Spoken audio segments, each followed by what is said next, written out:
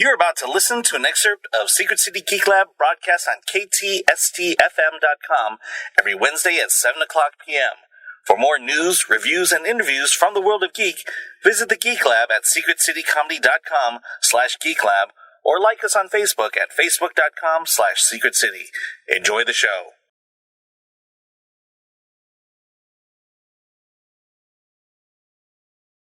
We've done 4 movies now, and it's just so nice having a history with someone off camera, because I think that bleeds on screen, and I think, you know, it works. It lends itself, and you know, Cap and Black Widow are very different people. It's kind of like this odd pairing. She has very questionable morality, and Cap's a Boy Scout.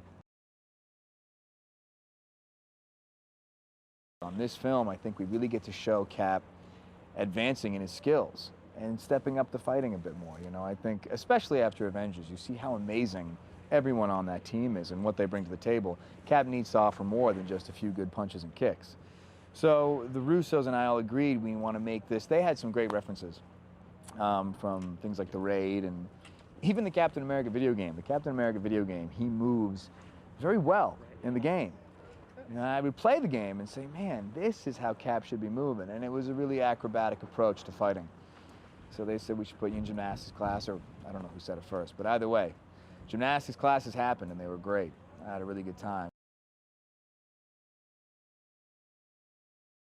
Yeah, Mackie is a special guy. He's just got such a gregarious nature and so full of energy. I don't know where he gets it. I don't know how he sustains it.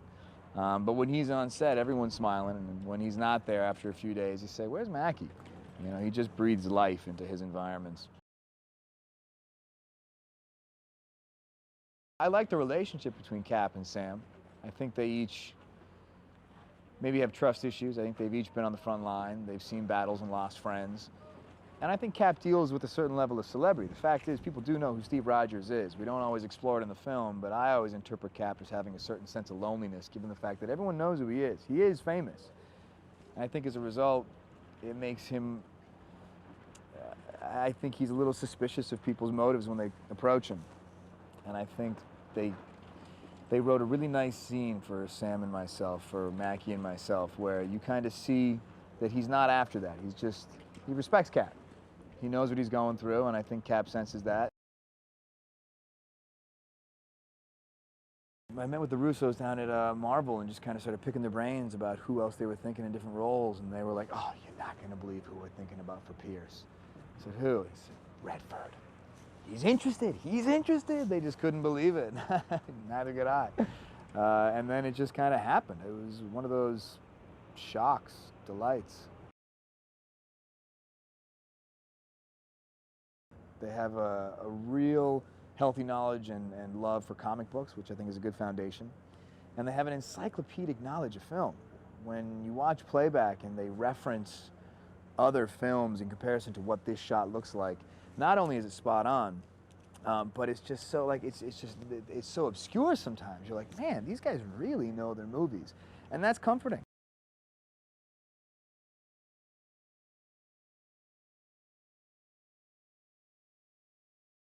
Well, when we first find Natasha and Steve, it's been, it's kind of real time. So since Avengers, whatever, it's been a couple years or so, and they have been tasked on many different missions together.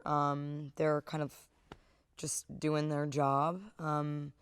Business as usual. They've gotten to know each other a bit, so they have a more of a conversation, easy conversation between them than in Avengers, and that's kind of where we find her.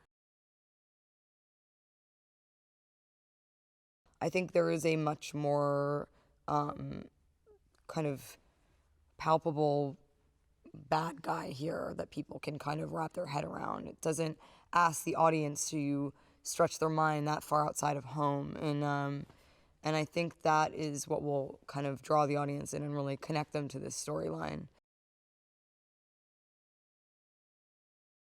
I think that there is so much to explore with Black Widow. Certainly, like, her past is something that's always been shrouded in mystery, and we continue to open up the story, give little kind of tidbits and throw the bone out once in a while.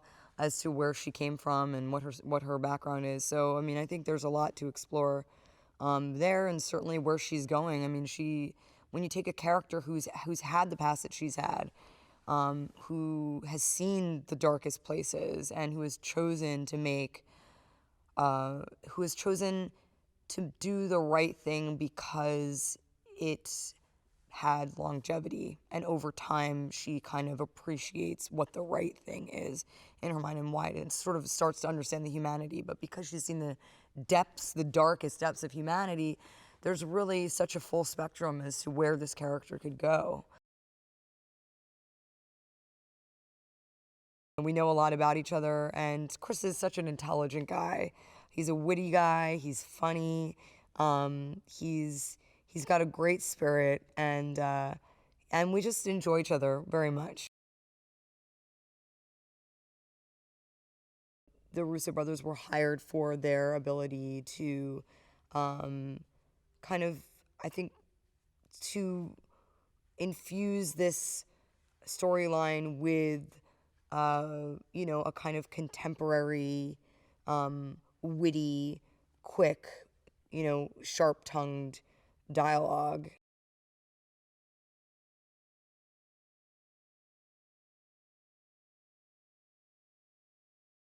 He's feeling pretty good about himself and the fact that he's convinced them that, superheroes can work and that, the world can be made a safer place because they're there. And he's gotten, like I said, he's convinced these guys that they can do all this stuff and get things done. But, Captain America's still not real, sure about how we run things or how Big Brother has actually come to fruition. Well, he didn't know anything about Big Brother anyway, but how the government has intruded into everyone's lives and that people's freedoms are being sort of infringed upon.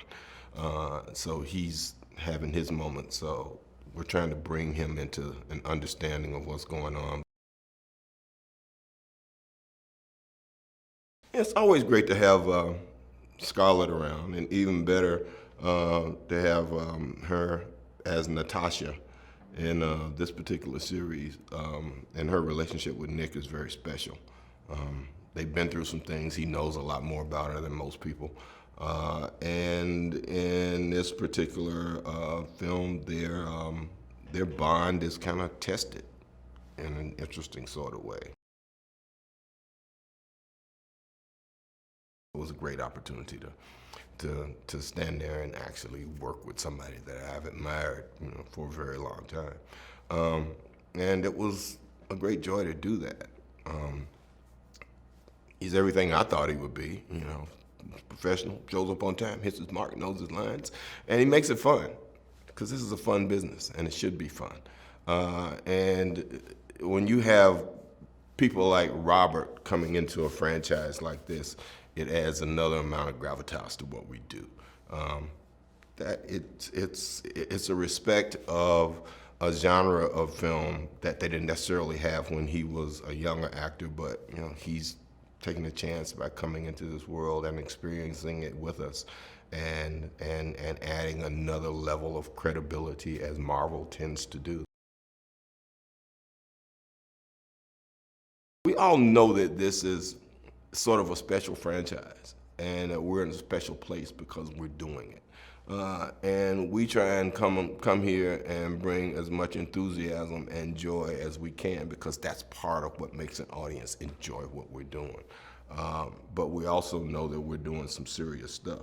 So the level of professionalism and the dedication to getting it right and to being who we are supposed to be when we show up on screen is there.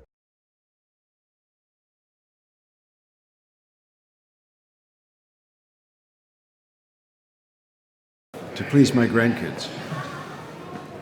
They got all wired up about this. They said, "Captain America, are you kidding me? Oh, hey." I said, "Did you see the last film I did?" "No, I haven't seen that yet, but I will." I did it because it was different. Just something new to do at this point in my life, and so I just wanted to try it. Well, he's a minor character in the overall scheme of things, but but considering the plot, an important one. Well, they're very kind, they're very gentle, they're very respectful, and they also take no prisoners. They have a very strong idea of what they want to do, and they're pretty committed to doing it in their own way. I like that. They have a vision for this film that's theirs. I also appreciate it when a filmmaker has a vision that they stay connected to and enforce to the best of their abilities. What's really interesting about these guys is, yeah, they're brothers, but they work so wonderfully together. It's sort of symphonic. In other words, there's such a gentle respect for each other. So I used to get these comic books, go into my closet with a flashlight and read them. I love them. And they were a big part of my life as a kid, so I can fully understand why that kind of animation, also when it's compressed into a short frame, a short storytelling frame, is very appealing to a young kid. I think because of my love for comics when I was little, I then went on to really appreciate literature in a greater sense. But when I was a kid, I love the idea of maybe being one of them. I think this film will probably bring a fresh new look to it because of that reality. So when you mix reality with some of the extreme stuff that goes on, I think it's probably going to make it more interesting.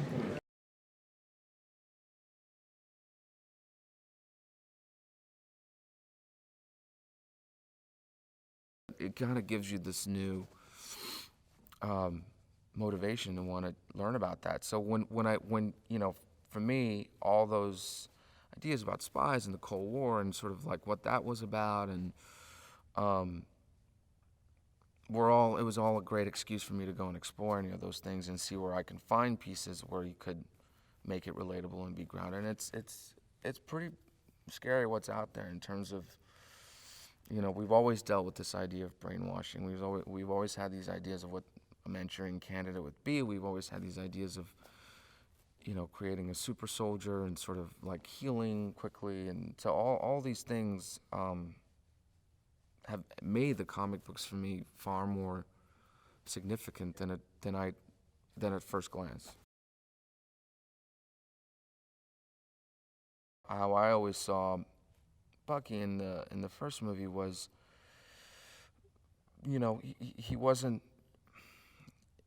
earnest. He was sort of he was loyal. He was all those things. But he was, you know, he had flaws and he had sort of tendencies that he hadn't worked out, and he was questioning sort of why he was going to war and why he was fighting. He was very protective of Steve and to some extent narrow-minded of you know what Steve really wanted, because he always had this big brother thing, I know better, you know, and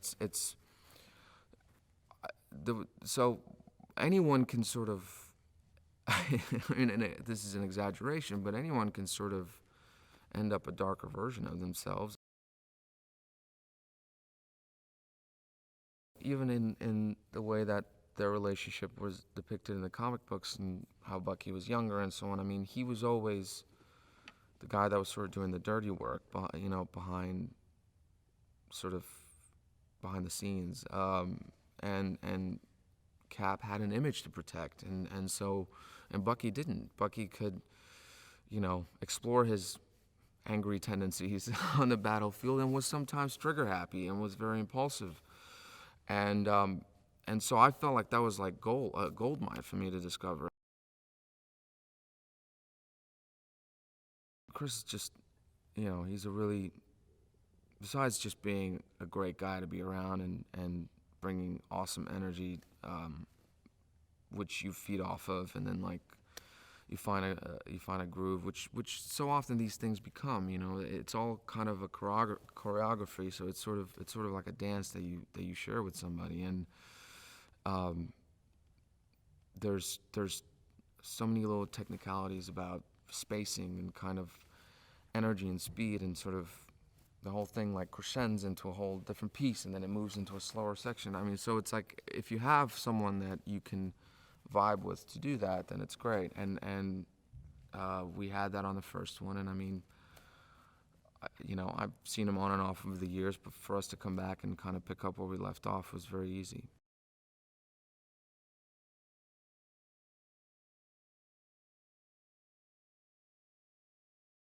My character's Brock Grumlow.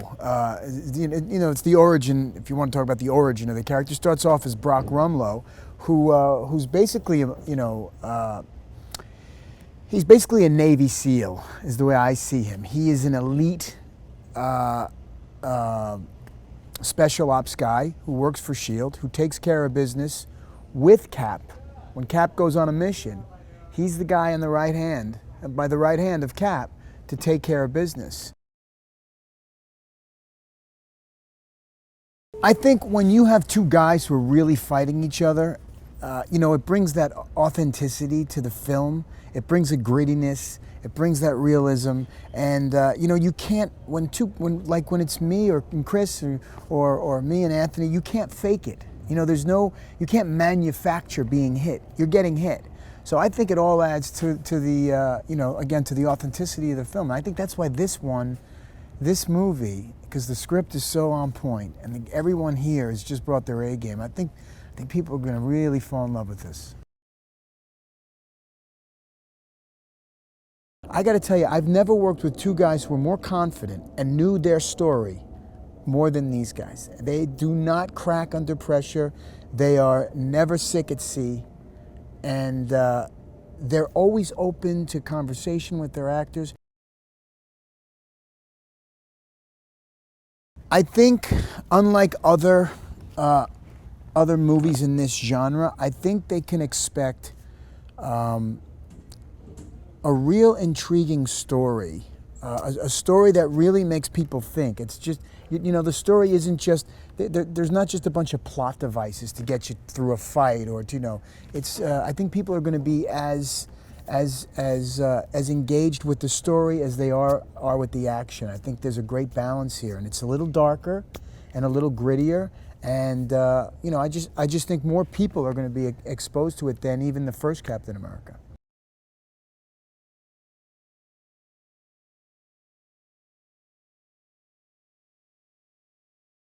You know, Marvel gave him a true background. They made him military ops. They gave him the ability to fly through a military program and really made the Falcon kind of a code name as opposed to his actual name. So I'm glad that they went with that.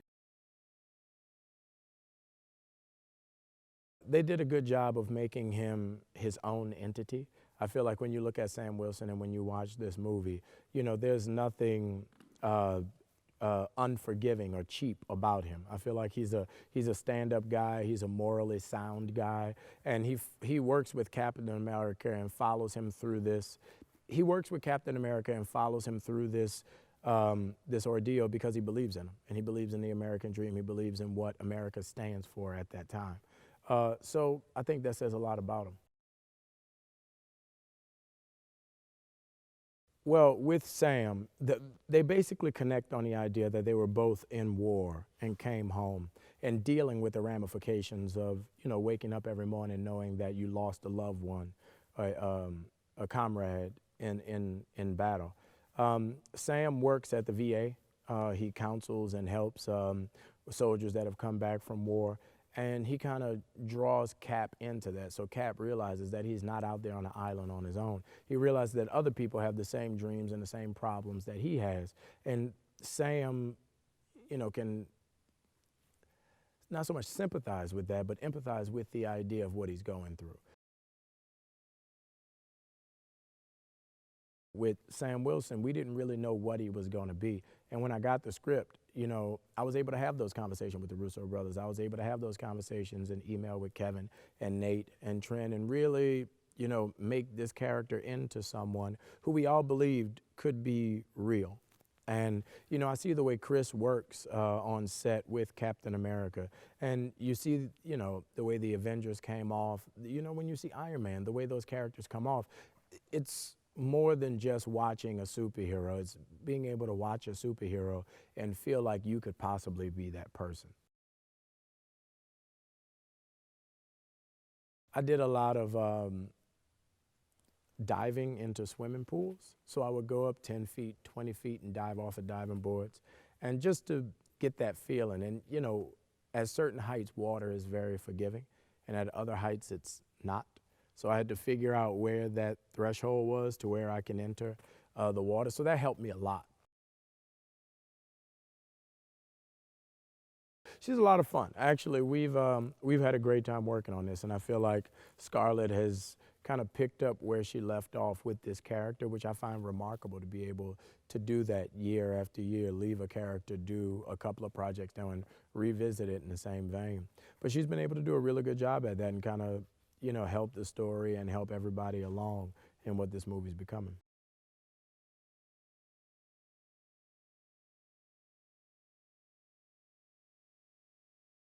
I had a lot of homework to do and caught up on all of the Captain America comic books, which was actually really fun, and it made me realize that, you know, there's this whole other universe out there that's kind of exciting and I'm kind of into now. But yeah, no, it wasn't something that I was familiar with, so it was a really, really fun time looking into it and getting to know, you know, Agent 13.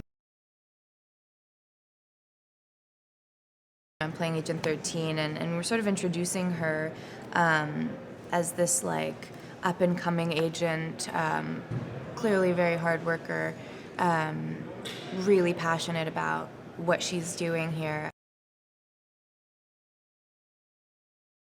I did really enjoy sort of watching their journey in the comic books, which is also interesting because it's different in each comic book. So for me, it was all about pulling, you know, the stuff that I loved from each different comic book and from their relationship, and just trying to incorporate some of that into who, you know, into who I'm playing in the film.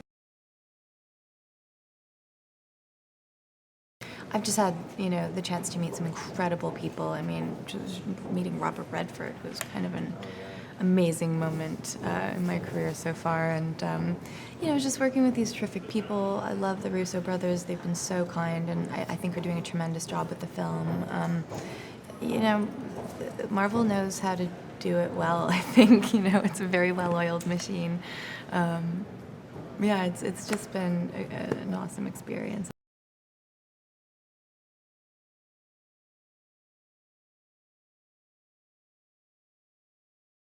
In the Avengers, we got to spend a little time with him as he was navigating the modern day.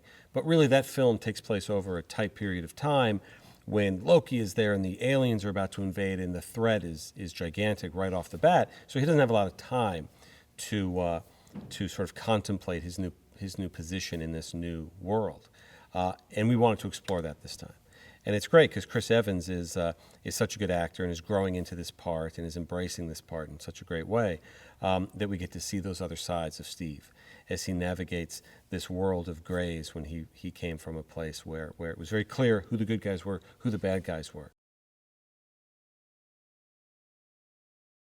We knew that Steve was going to be working with S.H.I.E.L.D. in this film. He can't go back in time and live in the 40s again. Unlike some of the other characters who Thor can go back to Asgard, Tony can go back to Malibu.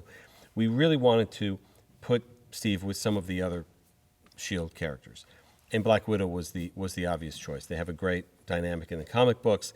What time they spent together in the final battle of Avengers was very good, and they had a good rapport together. We wanted to see more of that, explore more of that. Well, it's a very, very important mantle to take when you take on any beloved Marvel character, and the Falcon is one of the most beloved Marvel characters going back for years and years. So it's always a big responsibility for us to find the right actor, and when we do, you know, one of the ways we know they're the right actor is when they realize what a responsibility it is, and Anthony Mackie embraced this part right alongside all of the great actors that have inhabited our roles. He knew it was important, but at the same time, he wanted to have fun with it. So right off the bat in the film, the audience is laughing with him and laughing with Sam Wilson and really getting into his character. He's sort of the eyes of the audience in some way. He finds himself thrust into the middle of half of the Avengers and a huge storyline that has great stakes to it. But he's the eyes of the normal person. And even though he gets his pack and he gets his wings and he can fight alongside the best of them, for a large part of the movie, he's sort of trying to figure out.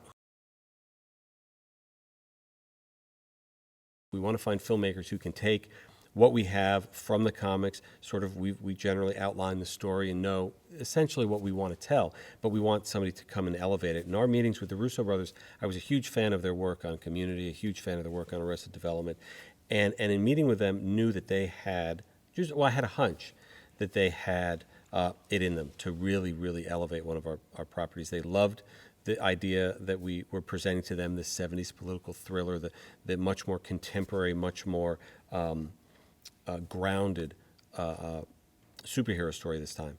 And they have embraced it and improved it and delivered what I think is the best pure action film we've ever made. Well, the biggest thing about what we wanted to deliver, and I think the Russo brothers have done a tremendous job in delivering this, is a movie unlike any other Marvel movie. It is tonally very different. It's got the humor, it's got the action, but at the same time, we see characters exploring sort of their situations in a much deeper and richer way than we've done in the other films. And there's a level of action in this film and a level of practical action, of actual stunts, of actual car chases, that is above and beyond anything we've done in any of our films.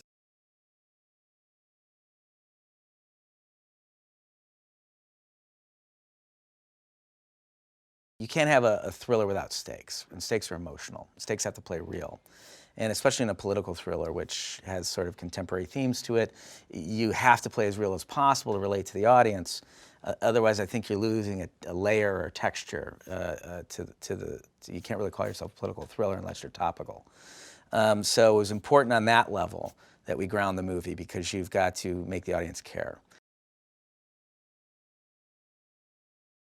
In the Avengers, it's shortly after the events of the first movie, so he hasn't had a lot of time to process the modern world. In our film, there's been a good amount of time has passed, so he has had time to process. Being a super soldier, there's not a lot of options left to him. I mean, his loyalty, he believes, to the government and to the United States. But the organization that would make sense for him to work for, S.H.I.E.L.D, is a complicated organization that deals in grays and clandestine motivations, and that's not really who Cap is. So he winds up working for S.H.I.E.L.D, but he's at real conflict with Nick Fury about how the organization should be run and why he's doing what he's doing. Yeah, I mean, we couldn't resist the idea of putting those two characters together because, Cap is has such a strong moral code to him, and Widow lives in the gray, lies for a living. It's it's just sort of like it's fire and water, and to force those two in a situation where they have to engage each other and even possibly trust each other was a fun journey to take them on. What I love about him, what I think is almost impossible to convey about this character, which I think he does amazingly well, is he combines machismo with the level of morality, which can be very difficult. Because if the character goes Boy Scout on you, then he becomes really uninteresting. And he has real layers in this movie. He's made the character very complex. So he emerges in the film as a sort of, ghostly figure. But once he gets pulled into the events, obviously the big reveal in the movie to Cap is that this ghost op is his best friend from World War II, who he thought had perished in battle, and it creates this sort of upheaval and catharsis for Cap of, who is this guy? So you want to introduce characters so that they're relevant to the storytelling in those 2 hours and to your experience of that movie and the experience of the universe up to that point. That's the best way to bring those characters, and that's the primary purpose of bringing them in. Then you go look at the source material and you say, is it Ultimate Sam? Is it the original Sam? Is it, what direction are we going to go? How does he fit into the tone of this movie and into the storytelling of this film? And for us, it was more of the ultimate Sam. It was more of a military-based character because that, again, we're going for a real-world approach. But we also wanted a character that could connect to Cap really quickly. So the fact that they were both vets, we felt like it was something they could bond over very quickly in the film. And it would give them a shorthand with one another and also a trust of one another. I mean, he has great integrity as an actor. That's what we love about Mackie, his incredible screen presence. What we wanted Falcon to be a part of a team with Cap, not a sidekick. And in order to do that, you need an actor who can hold the screen opposite all these great actors that are in the film. And you need somebody who can flesh that character out with limited screen time in a very three-dimensional way, and that's Mackie. Just an incredibly accomplished actor. But the tone was really important to the character. I was really like Sam as a guy who's his own person who can challenge Cap when he needs to challenge Cap and can support Cap when he needs to support Cap. So that's why we chose Mackie. From a cultural standpoint, it's fun. Not to mention that he's one of the great actors of all time and the biggest icon that we have in the business. And on top of which, one of the coolest guys you'll ever meet. From a process standpoint, getting him in the film, again, Marcus and McFeely wrote an amazing script. He read the script, he really liked the script. And then Anthony and Kevin went over and sat with him for a few hours and just talked about the film and the part. He had great ideas for the part. Bob, I think there's a reason that he does a lot of political thrillers is because, he's politically inclined. And that's the kind of material that motivates him. So even though the movie's fantastical and it's not like anything he's done before, it's a superhero film, he could understand the themes of the movie, and he understood the character's place in the world.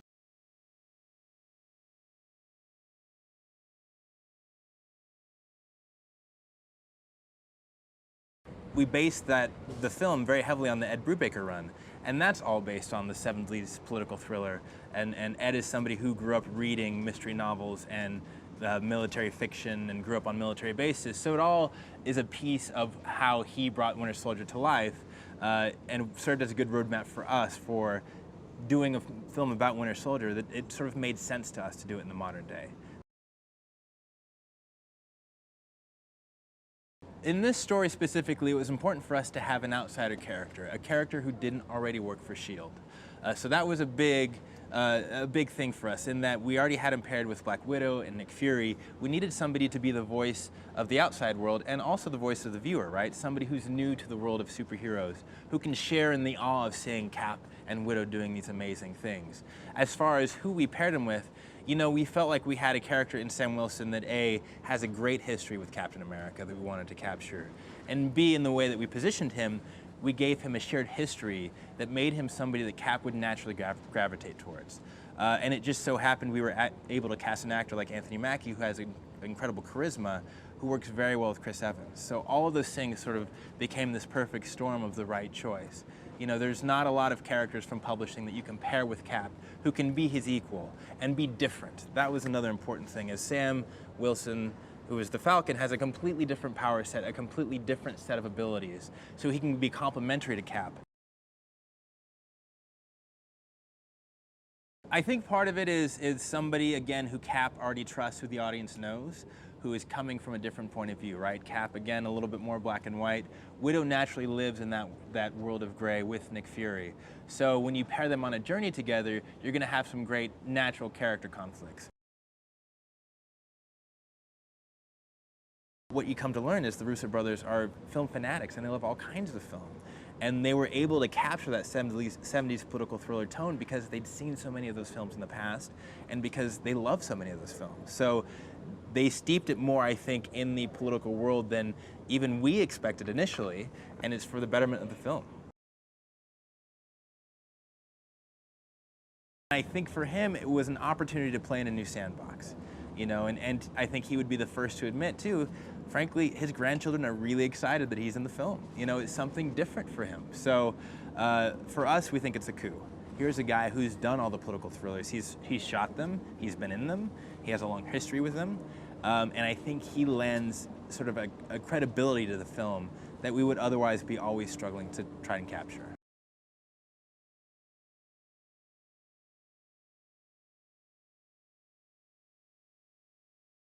Well, Going with the Winter Soldier, it's one of our most famous books, and Sebastian Stan playing the best friend Bucky was a great coup for us. We love that actor. We love his portrayal of it. So we said, why don't we combine? We take the Winter Soldier, and Cap is one of our most grounded superheroes.